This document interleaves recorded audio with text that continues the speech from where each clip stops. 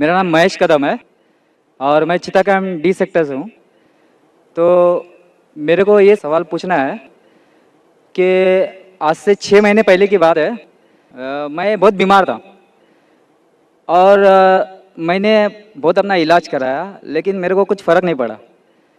तो मेरे को फ़र्क क्यों नहीं पड़ रहा करके ये बात को मैं बहुत सोच रहा था। तो मुझे मालूम पड़ा कि मैं जिस इलाके में रहता हूँ वो एरिया में गोश्त खाने के लिए मनाही है। तो थोड़े दिन के बाद मैं चित्तागांव में आया। चित्तागांव में आने के बाद में मैं जो बचपन से जो खाता था वही चीज़ को मैं रिप्ले किया और मेरी हालत सुधर गई। मेरा 16 किलो वज़न कम था जो बाद में लेवल में आ गया। तो बोलने का मतलब ये है कि ये जो मैं सवाल पूछ रहा हूँ आपको, ये सवाल मेरे लिए या गैर मुसलमान भाइयों के लिए नहीं है, स्पेशली मेरे औरत के लिए। ये इसके लिए क्योंकि इस वक्त वो आपको टीवी पे देख रही है। मैं तो आज इस्लाम कबूल करने वाला हूँ। तो मैं मेरी औरत को ये बताना चाहता हूँ कि आपका मैं एक बार पहले एक लेक्चर में सुना था कि इंसान का जो ये जो दांत होता है, वो दांत की जो रचना की गई है वो गोश्त खाने के लिए भी है। और मेरे दोस्त लोग ने अभी बोला मेरे को कि 2 दिन पहले आपके लेक्चर में आपने बोला था इस्लाम हमको ये नहीं बोलता कि गोश्त ही खाओ तुम, समझे। आप परसों के दिन में मेरे शायद बोले थे कि गोश्त महंगा हुआ है, आप सब्जी भी खा सकते हो। तो मेरे को ये बोलना है, मैं उससे छुप छुप के गोश्त खाता हूँ जो मेरे को खाना ही है हर हाल में, क्योंकि वही मेरी बॉडी के साथ लेवल करता है। तो हाँ, क्योंकि मैं वैसा बचपन से मैं हूँ वैसा ही, लेकिन मेरी औरत हैंडीकैप्ट है मेरी औरत, और मैं उससे बहुत प्यार करता हूँ। और मैं चाहता हूँ कि वो भी इस्लाम धर्म ले आपकी बात सुन के। अच्छा, दूसरी बात ये है कि उसको ये बोलिए आप कि आप इस्लाम धर्म कबूल कर रहे हो तो आपको गोश्त खाना कोई ज़रूरी नहीं। मैंने तो अभी तक कभी ज़बरदस्ती किया नहीं है और आगे भी करूँगा भी नहीं। तो मेरा सवाल ज़रा ज़्यादा तो नहीं हो रहा है? समझ गया हूँ मैं भाई साहब, समझ गया हूँ। ज़्यादा है लेकिन समझ गया हूँ। मुझे आदत है लोग से सवाल सुनने की, और जितना कठिन सवाल उतना मुझे मज़ा आता है। बिल्कुल। भाई साहब ने कहा कि वो ऐसे इलाके में रहते थे ना गोश्त लोग नहीं खाते थे, गोश्त नहीं खाने की वजह से बीमार हो गए। फिर चित्तागांव में गोश्त खाने की वजह से नहीं सर, एक्चुअली मैं दूसरी चीज़ की वजह से वीक हो गया था, लेकिन जो मेरी खुराक थी वो मेरे को नहीं मिल रही थी। हमें इंशाल्लाह जवाब को कंप्लीट करूंगा, फिर आपको मिल जाएगा इंशाल्लाह। मैं आपका सवाल समझ चुका हूँ और सुन भी चुका हूँ, और मैं मेडिकल डॉक्टर भी हूँ। हाँ बराबर। मैं इस्लाम और कंपैरेटिव रिलीजन के अलावा एक मेडिकल डॉक्टर भी हूँ। भाई साहब बीमार हो चुके थे और गोश्त नहीं खाने की वजह से फिर से रिकवरी नहीं मिल रही थी। जब चित्तागांव में आए तो गोश्त खाने लगे और रिकवर हो गए, और 16 किलो वजन भी बढ़ गया उनका। और उनको गोश्त खाने की आदत है बचपन से, क्योंकि गोश्त के अंदर मेडिकल साइंस आज ये कहती है कंप्लीट फूड है। जिस्म के अंदर अमाइनो एसिड की जरूरत लगती है 23 अमाइनो एसिड की, जिसमें से 8 अमाइनो एसिड जिस्म में खुद पैदा नहीं होते, उसे कहते हैं इसेंशियल अमाइनो एसिड। और ये खुराक में लेना, अपने खाने में लेना ज़रूरी है। कोई भी वेजिटेबल फूड में कंप्लीट प्रोटीन सारे 8 अमाइनो एसिड मौजूद ही नहीं है। अब जब फ्लैश खाते, गोश्त खाते, इसमें 8 अमाइनो एसिड मौजूद है जो वेरी गुड प्रोटीन है। पूरे जवाब के लिए इंशाल्लाह कल मेरी तकरीर है जिसमें मैं ये वादे तौर के ऊपर डिटेल में जवाब दूंगा। लेकिन आपका मेन सवाल था, आपका पहले सवाल का जवाब दूंगा और एक सवाल पूछना चाहते हैं आप? सवाल 1 2, बाद में कतार के पीछे, फिर आप वापस आ सकते हैं। क्योंकि गैर मुस्लिम को मैं इजाजत है 1 के बदले 2, 2 के बदले 3, अभी 3 के बदले 4, तो बाकी लोग बोलेंगे नाइंसाफी है। वो ये मुस्लिम को ब्रेन हेमरेज हो गया था कल, बोला मुझे मौका नहीं दे रहे। वो हमारे आगे ही थे, आपके आगे था। देखो आपको मौका मिला, उनको नहीं मिला। ब्रेन हेमरेज तो न्यूरो सर्जन को बुलाने पड़ेगा। जैसे मैं कह रहा था कि आप अब इस्लाम से इंशाल्लाह प्रसन्न हैं और आप कबूल करना चाहते। आप साथ साथ ये कहना चाहते आपके बीवी से कि नॉनवेज खाना, गोश्त खाना गलत नहीं। इंशाल्लाह आपकी बीवी से कहिए कि कल मेरा प्रोग्राम अभी लाइव टेलीकास्ट देख रही है, कल भी ये वक्त देखिए 6:15 से लेके 10 बजे तक के, इंशाल्लाह जवाब आपको मिलेगा। लेकिन ये कहना चाहता हूँ कि गोश्त खाना मुसलमान के लिए फ़र्ज नहीं है। किधर भी नहीं लिखा है कुरान या हदीस में क्या मुसलमान को गोश्त खाना फ़र्ज है। कई बार अगर आपका जिस्म गोश्त को हजम नहीं कर सकता है, कई बार कुछ लोगों में, तो उस टाइम गोश्त मत खाओ। आम तौर पे इंसान हजम कर सकता है। अगर आपको कुछ बीमारी है जिससे गोश्त की वजह से आपको तकलीफ होती है तो मत खाओ, खाना फर्ज नहीं है। लेकिन अक्सर आम इंसानों के लिए खाना अच्छी बात है। जो चीज़ हर इंसान के लिए गलत है, नुकसानदार है, वो हराम है। मिसाल के तौर पे शराब, शराब अक्सर इंसानों के लिए नुकसानदार है, गोश्त ऐसा नहीं है। लेकिन आपकी बीवी को अगर गोश्त पसंद नहीं है और उसे गोश्त का टेस्ट पसंद नहीं है या अच्छा नहीं लगता, वो बिल्कुल फिर भी अच्छी मुसलमान रह सकती है अगर मानती है कि खुदा एक है और बुत परस्ती नहीं करती है। मेरी औरत ये समझती है कि अगर मैं मुसलमान बनता हूँ तो मैं कंपलसरी गोश्त खाऊंगा और उसको भी खिलाऊंगा। तो वो आप अपने तरीके से बताओगे तो थोड़ा फर्क पड़ेगा। भाई को डर है क्या उसकी बीवी समझती है कि अगर ये भाई मुसलमान बन गए तो उसके लिए कंपलसरी और बीवी को खिलाना भी कंपलसरी, उसके लिए भी कंपलसरी नहीं और बीवी को खिलाना कंपलसरी बिल्कुल नहीं है। और एक बात कहूंगा मैं भाई साहब, आप ये कह सकते हैं कि मैं मुस्लिम बनूंगा, आप भी मुस्लिम बन गए तो मैं गोश्त खाना छोड़ दूंगा। अगर आपकी बीवी इस्लाम कबूल करने को राजी है आपके गोश्त नहीं खाने की वजह से, तो मैं आपसे इल्तिजा करूंगा, दरख्वास्त करूंगा कि गोश्त खाना छोड़ दो इस्लाम कबूल करने के बाद। आपकी बीवी अगर इस्लाम कबूल करती है तो दोनों को निजात मिलेंगी। ये होता है सैक्रिफाइस करना बीवी के लिए।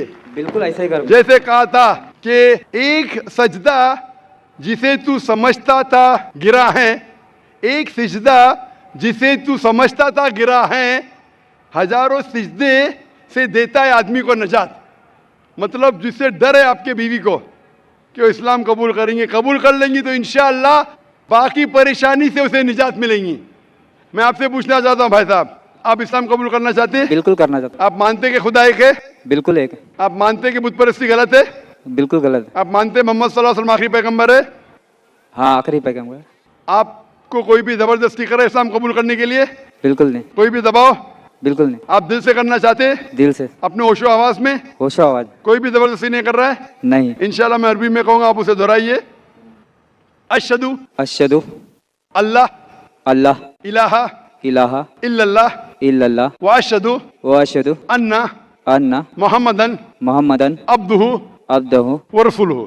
व रसूलुहु। मैं शहादत देता हूँ मैं शहादत देता हूँ कि अल्लाह के अलावा कोई माबूद नहीं कोई माबूद नहीं और मोहम्मद सल्लल्लाहु अलैहि वसल्लम उसके पैगंबर और बंदे हैं। माशाअल्लाह आप मुसलमान बन चुके और मैं दुआ करता हूँ कि अल्लाह आपकी परेशानी दूर करे और दुआ करता हूँ कि आपकी बीवी को भी हिदायत दे। हाँ सर, मैं क्या बोल रहा हूँ कि मेरे लड़के का नाम सचिन है, सचिन कदम है। जी हाँ। मैं मेरा नाम साजिद रख रहा हूँ, जी हाँ। साजिद, लेकिन सरनेम में मेरा कदम ही रखूंगा क्योंकि मेरे पिताजी बहुत ग्रेट इंसान थे, बहुत अच्छी अच्छी बातें करते थे वो, और मेरे को उन्होंने वैसे ही जीने के लिए सिखाया। वो बोलते थे कि जिंदगी में हमेशा स्टाइल से जीना चाहिए और जिंदगी का सच्चा स्टाइल दूसरों के लिए जीना चाहिए। तो मैंने जब हैंडीकैप मेरे औरत से शादी किया तो उसके बाद मैं बहुत तकलीफ के साथ में अपनी ज़िंदगी गुजारा हूँ। मैं चाहता हूँ कि आज के बाद में मेरे ज़िंदगी में वापस तकलीफ नहीं आए। मैं मुसलमान बन रहा हूँ, तो इसके लिए सब मेरे मुसलमान भाई मेरे लिए दुआ करें। इंशाल्लाह भाई साहब की दरख्वास्त है कि हम दुआ करें उनकी ज़िंदगी में तकलीफ ना आए। आपने कहा कि आपका नाम साजिद रखना चाहते हैं, अल्हम्दुलिल्लाह अच्छा नाम है। कदम आपका सरनेम कदम। आम तौर पे इस्लाम में सरनेम बदलने की इजाज़त नहीं है क्योंकि सरनेम से पता चलता है आपके खानदान के बारे में। तो आपको सरनेम वही रखना ज़रूरी है। अच्छा। आप बदलना चाहे तो भी मत बदलिए। अच्छा।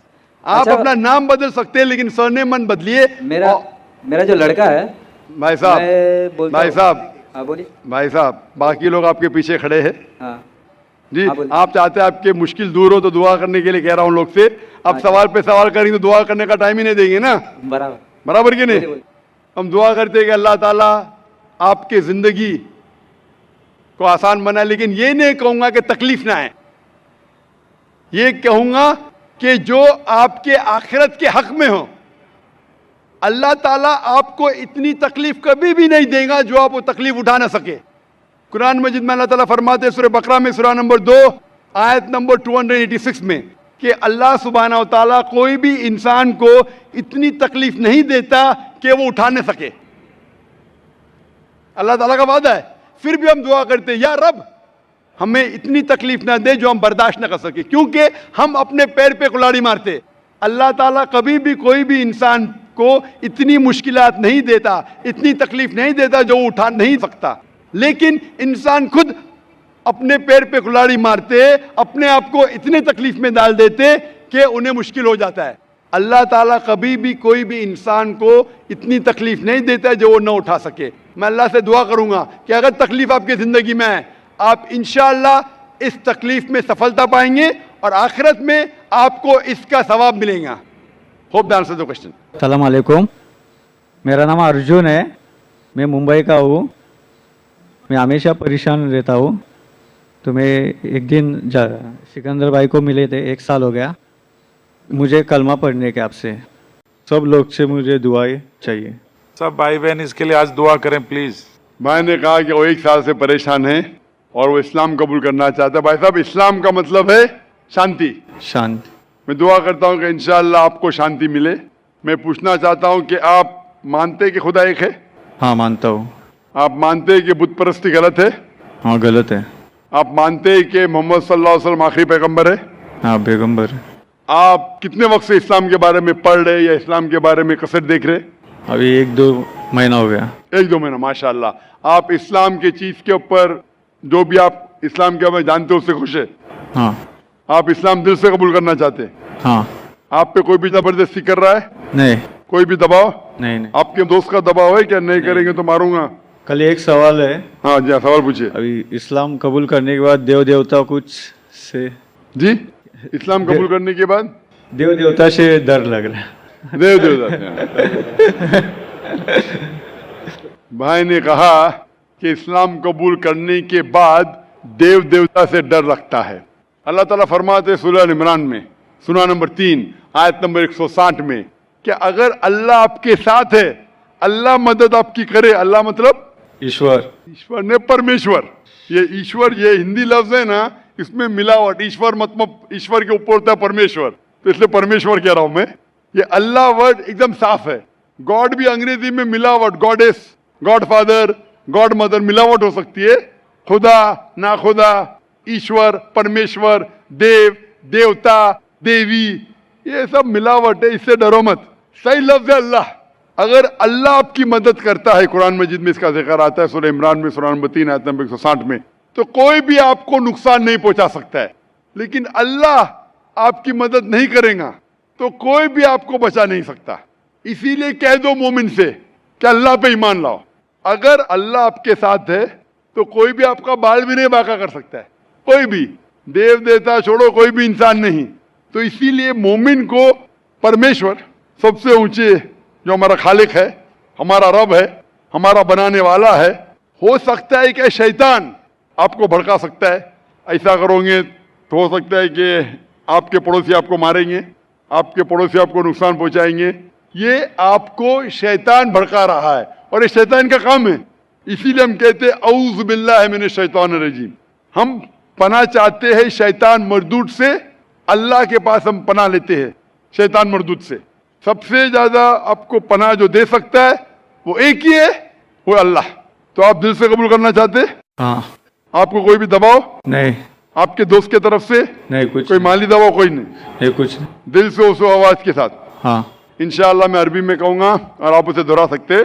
अशहदु अशहदु अल्लाह अल्लाह इलाहा इलाह इल्लल्लाह इल्लल्लाह व अशहदु अन्ना अन्ना मुहम्मदन मोहम्मद अब्दुहु अब्दु व रसूलुहु। वरसू।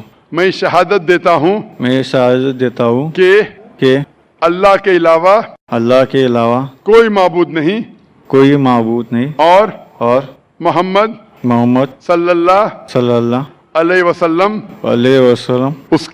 उसके पैगंबर और बंदे हैं। माशाल्लाह मुस्लिम हो चुके और मैं अल्लाह से दुआ करता हूँ कि आपके परेशानी को दूर करे।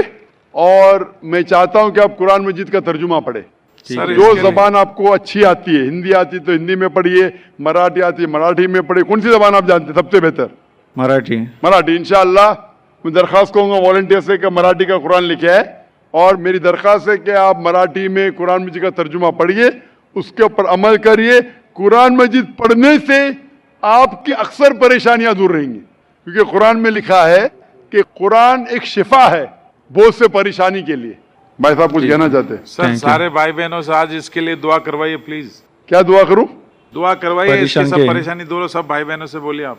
इंशाअल्लाह भाई साहब चाहते हैं कि यहाँ का जो मजमा है वो भी दुआ करे कि हमारे लौटे हुए मुस्लिम के बारे में कि दुआ करे अल्लाह से उनकी परेशानी दूर करे। और मैं दुआ करता हूँ अल्लाह से कि आप इस्लाम में दाखिल हुए, और दुआ करता हूँ कि आप मुस्लिम जैसा मरे। मुस्लिम जैसा मरना और अहम है, मुस्लिम जैसा मरना और अहम है। और दुआ करता हूँ कि अल्लाह आपको जन्नत नसीब फरमाए। Hope the answer the question.